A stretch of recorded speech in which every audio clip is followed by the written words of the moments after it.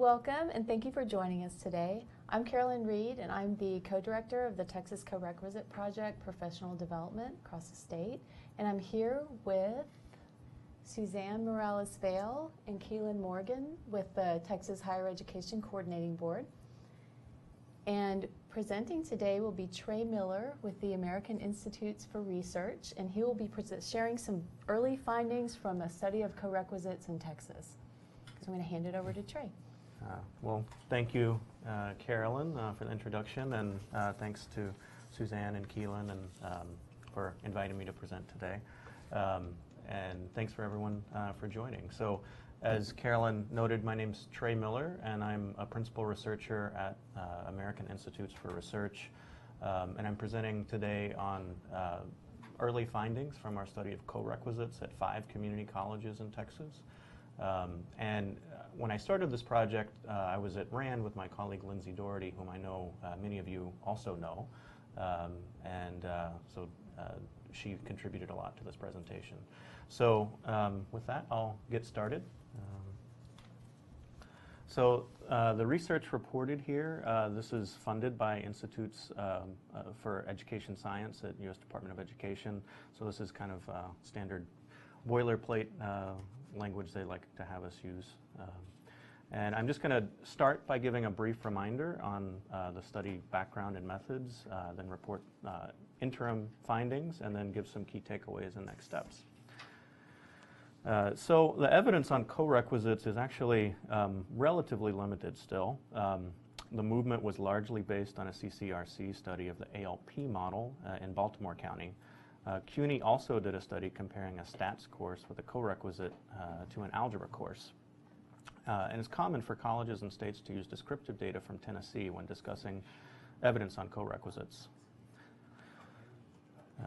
More research is needed in a variety of areas. As corequisites are scaled, there's a need to understand the effectiveness and costs of different models across different colleges. For example, colleges are interested in knowing about how impacts vary depending on the course, the number of credit hours, whether the models use 1 instructor or 2, and other things. States and colleges also want to know more about the longer-term impacts and impacts for lower-scoring students. There's also very little work on implementation. To address this research gap, we partnered with 5 community colleges in Texas to conduct a large randomized study of corequisite remediation in Texas. I know that some of you joining the webinar today participated in the study, and I want to thank you all for the work and time you contributed. The study randomly assigned students whose TSIA writing score fell into a specific range to a treatment group who were enrolled in a corequisite model combining the first college-level English class, English Composition 1, with a concurrent integrated reading and writing developmental ed support course, or a control group who were enrolled in a standalone integrated reading and writing DE course.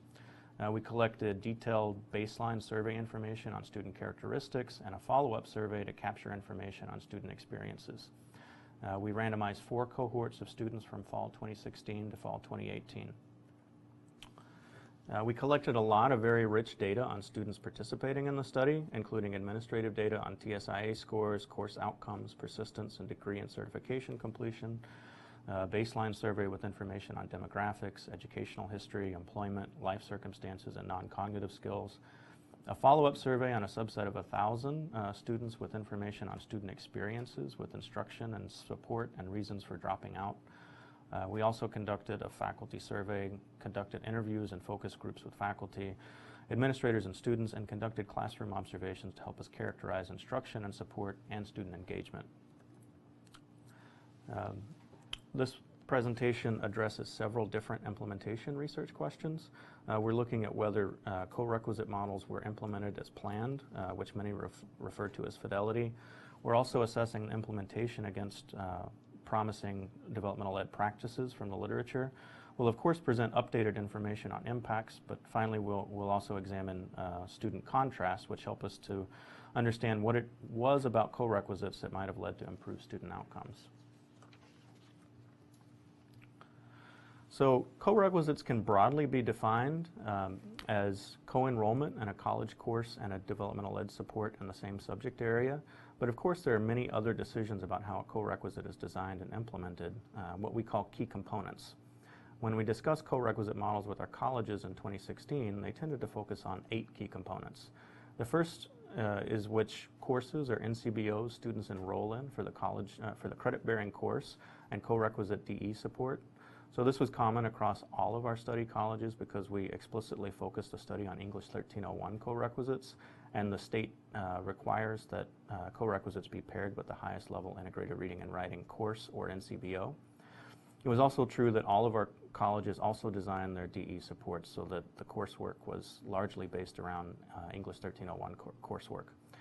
The number of credit and contact hours and the weeks of the course and support were also important aspects of the models, and these varied across our RCT colleges. I'll show you how it varied in the next slide. In terms of instructional delivery, colleges' instruction in the DE support in one of 2 ways. More traditional classroom instruction with students taught as a group, or as instructor tutoring. Other co-requisite models rely on self-paced technology as the primary mode of instruction. Colleges also define co-requisite models to either use the same instructor or 2 different instructors. Finally, some models required the mixing of college-ready and developmental ed students, while others did not. Colleges also set caps for the college courses and had target numbers of students they wanted enrolled in the supports. This slide provides additional information on exactly what implementation targets were for each college in our study. With respect to contact hours, College A was the outlier. All of the other colleges offered, all of the other colleges offered co-requisites with 1 credit hour supports, but College A stuck to the traditional ALP model that required 3 weekly contact hours. Colleges B and E concentrated their support in the first 8 weeks, and College E, the English 1301 course, was also 8 weeks in the co-requisite model. College E was the only college not to have English 1301 instructor also teaching the support, relying instead on faculty tutors as instructors of record in their writing center-based model. As far as instructional delivery, colleges with the ALP and extended class time model structure the support as classroom instruction, while colleges D and E designed their supports as tutoring. In practice, some ALP instructors did substantial amounts of one-on-one tutoring in their small DE support sections, and colleges D and E sometimes offered tutoring to groups of students, so the distinction may not have been as great. In terms of student population, College C was the only college that didn't intentionally mix college-ready and developmental education students in the college course. College C was also the only college to have not reduced small class sizes for the support portion.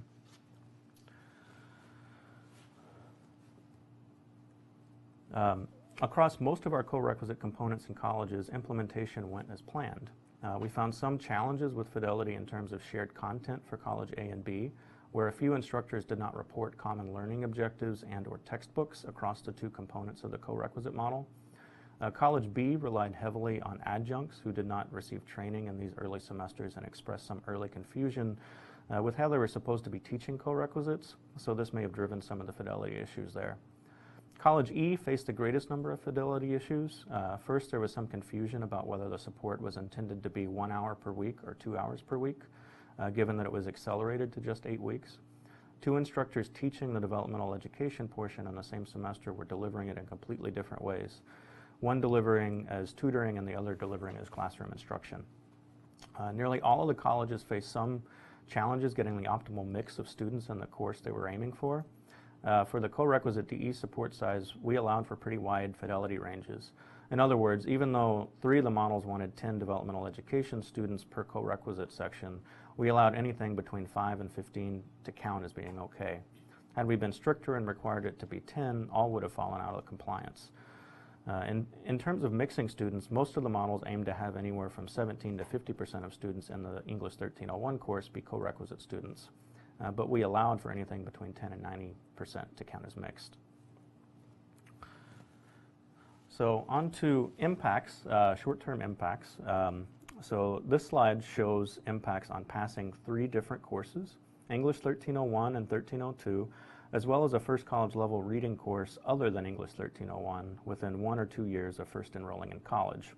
Since we currently only have outcome data through spring 2018, the results with a 1-year follow-up window include 3 cohorts, fall 2016 through fall 2017, while those with a 2-year follow-up include just the fall 2016 cohort. The blue columns show the course pass rate for the treatment group that was assigned to the corequisite, while the orange columns show the corresponding rate for the control group that was placed into standalone integrated reading and writing. The results indicate that compared to students assigned to the control group, students assigned to the corequisite were 24.3 percentage points more likely to pass English 1301 within one academic year. So this is a large positive effect that is consistent with past quasi-experimental and descriptive studies. However, since the corequisite model places students directly into English 1301, while the control group had to pass integrated reading and writing first, we might expect some students in the control group to take longer than one academic year to complete English 1301. Indeed, when looking at passing English 1301 within 2 academic years for the first cohort, we see that students in the treatment group were 15.2 percentage points more likely to pass the course. Still a large and significant effect, but consistent with the idea that some members of the control group caught up over time. Turning to passing English 1302, it's really only fair to look at the impacts over the 2-year time horizon, given that the control group typically could not take English 1302 until the 3rd semester. The results indicate that students assigned to the treatment group were 5.1 percentage points more likely to pass English 1302 within 2 academic years. We also found that students assigned to the treatment group were 6.6 percentage points more likely to pass a first college level reading course other than English 1301 in the first academic year, but that effect seemed to wash away when looking at 2-year time horizon. Turning to persistence and upward transfer outcomes, we found no evidence that being assigned to the corequisite had an effect on 1 or 2 year persistence rates, but we did see that students assigned to the corequisite were 1.5 percentage points more likely to transfer to a 4-year college within 2 academic years. Although, albeit this was from a very small base rate, an upward transfer within 2 years was highly uncommon for both the treatment and control students. So now I'm going to share findings for differential impacts of corequisites on passing English 1301 within 1 academic year by model, college, and a number of student characteristics. The key takeaway from all of this analysis is that corequisites significantly improve English 1301 pass rates regardless of the specific design or student characteristics. So as an example, we found positive 1-semester impacts on passing English 1301 for all 3 corequisite models we studied: the ALP, the required support use model, and the extended instructional time model. We also found positive effects on passing English 1301 within 1 year for the models implemented at all of the study institutions. Just 1 institution had a large positive estimate that was not statistically significant. We also found positive effects on passing English 1301 within 1 year for underserved populations, including Hispanic students, first-generation college students, students whose first language was non-English, and students older than 22.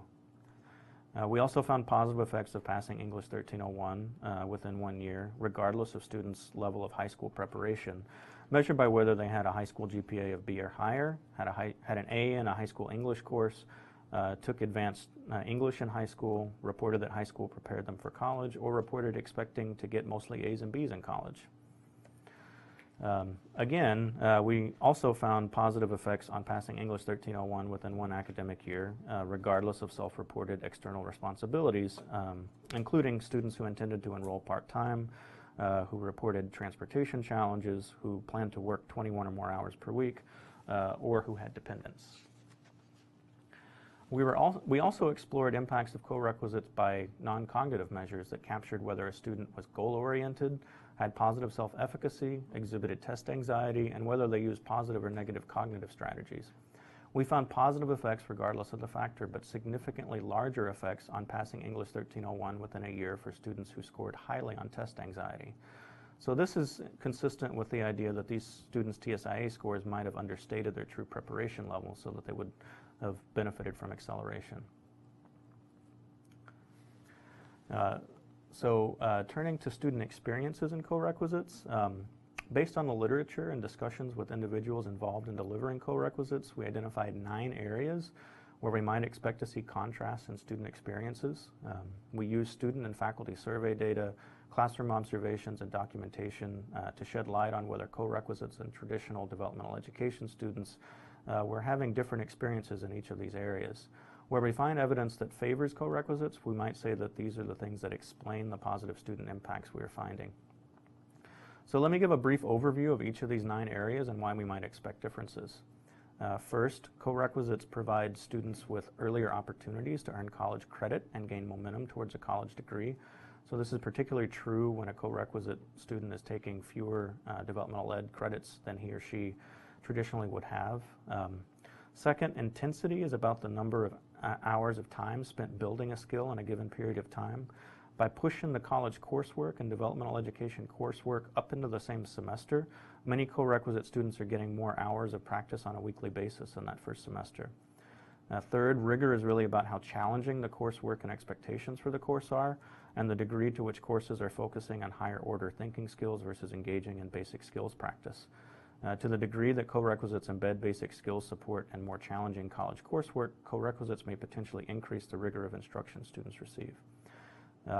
Fourth, co-requisites typically aim to create better alignment between the college coursework and the developmental education coursework through shared text and coursework and shared instructors and instructor planning time.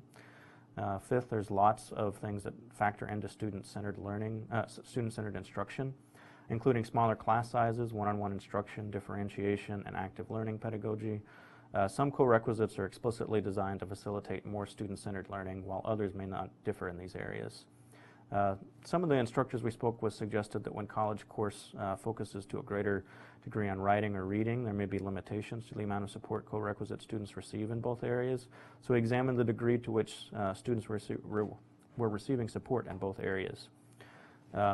Also, building student success skills is seen by many as an important feature of what is provided through developmental education. In some cases, co-requisites may be designed to explicitly build student skills, like required tutoring or office hours, but some are also concerned that when co-requisites cut down on instructional time, the focus on academic concepts will crowd out support in this area. So eighth, some co-requisite models build in learning communities and intentionally mix college-ready and non-college-ready students, so may enhance the possibilities for peers to support learning.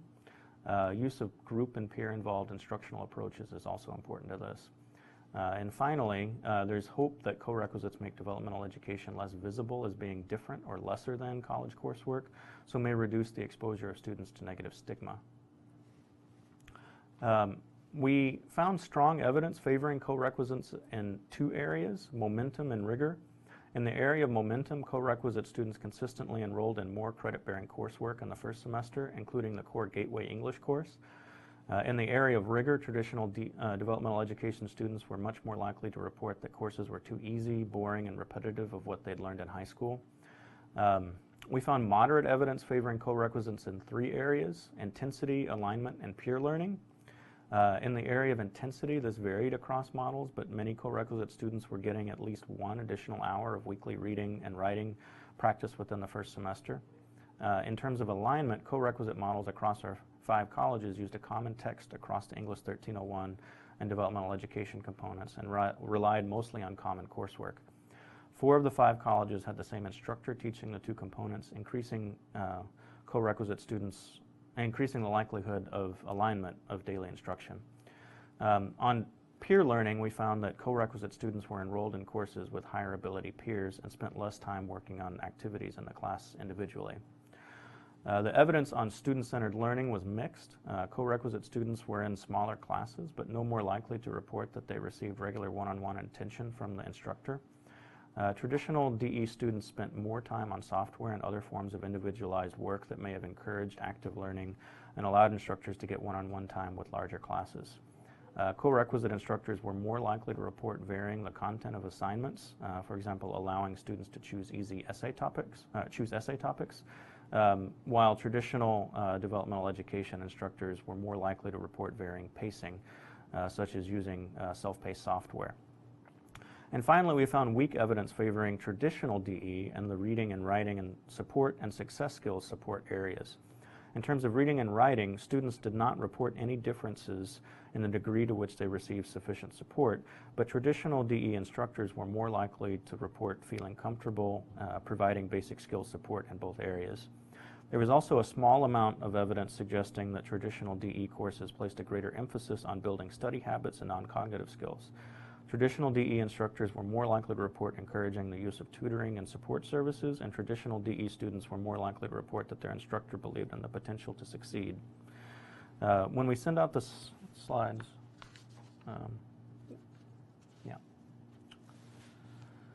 so on to key takeaways and next steps. So we found that co-requisite models in the study were mostly implemented as planned. One of the most challenging components to implement was the mixing of college-ready and developmental education students. In addition, it's important to note that co-requisite models were mostly described according to their structural components like course size and instructor, and there were few requirements dictating what instructors were to do in the classroom, and wide variation across instructors within a single college and co-requisite model.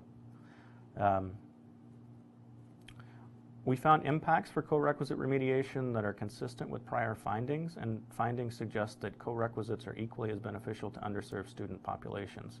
We need to continue following data over the next few years to see whether success on early course outcomes translates into increased rates of completion and transfer.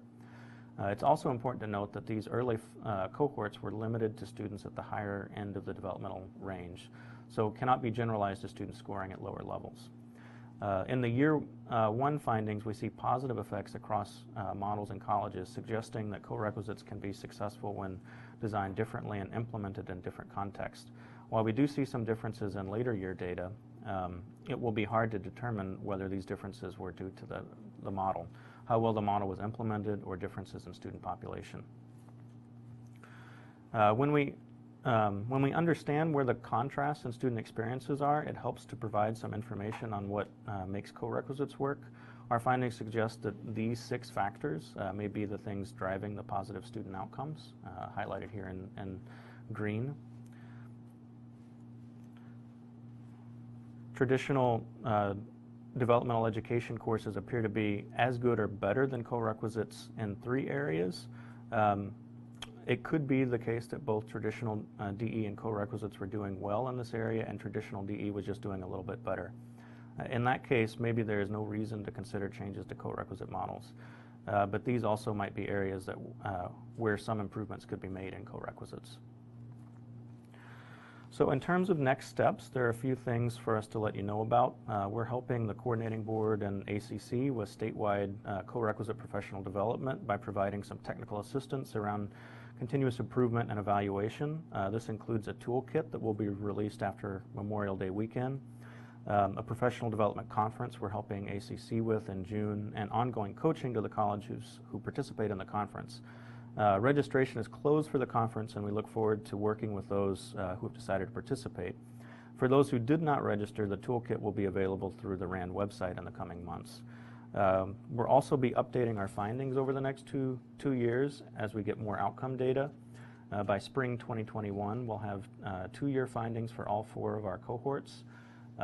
We'll plan to continue to disseminate findings to you all as the study continues, and we'll work with ACC and the coordinating board to do so. So we appreciate your time today. If you have questions about the study, please email Lindsay Daugherty or me at the contact info here at any time.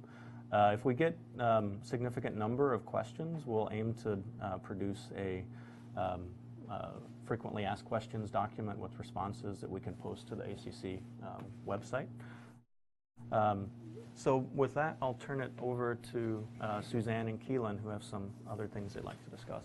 And actually, if it's okay with you, Trey, I do have one question. Okay. And I apologize if you did cover it, but you do speak very quickly. So my question is, in terms of the student characteristics of the students who were enrolled in the co-requisite models in the study, was there some commonality in terms of TSIA results which placed the students in the co-requisite? Yes, so all of the students in our study scored within a particular range on the writing TSIA assessment. And so when students scored into that range, they were randomly assigned to either the co-requisite or highest level integrated reading and writing course. So there was a common cut score range. Okay. And I'm curious if that did include the level 5-6, and I ask that because those are the students, you know, who are required to be considered for co-requisite models per House Bill 2223. And so, you know, are we talking generally perhaps the same skill level of student? So these were students who just scored, I believe it's 351 to 362 on the writing assessment at the top of the range, so they wouldn't have gotten the ABE diagnostic that would Oh, okay. give them the 5 or 6. Yeah, okay. I Yeah. got it. Okay. All right. Okay, great. Okay. So I'm going to go ahead and pass it over to Keelan right now, and he's going to talk a little bit about the professional development, upcoming additional professional development. Good afternoon, everyone. So I just wanted to make you aware of a few professional development opportunities that we have under the banner of our statewide professional development plan, and then one institution actually is spearheading their own effort. So on June 7th and 8th, we'll convene here in Austin, Texas for the Continuous Improvement Conference. You heard a little bit about it, so you heard a little bit of the research, and at this particular conference, teams will have the opportunity to come and actually work to learn those critical pieces that are needed to evaluate your DE program and, again, get better at what you're doing. On June 21st and 22nd in Houston, Texas, and I believe they've extended their opportunity for proposals as well as registration for the Corequisite conference sponsored by Houston Community College, and that link is there as well.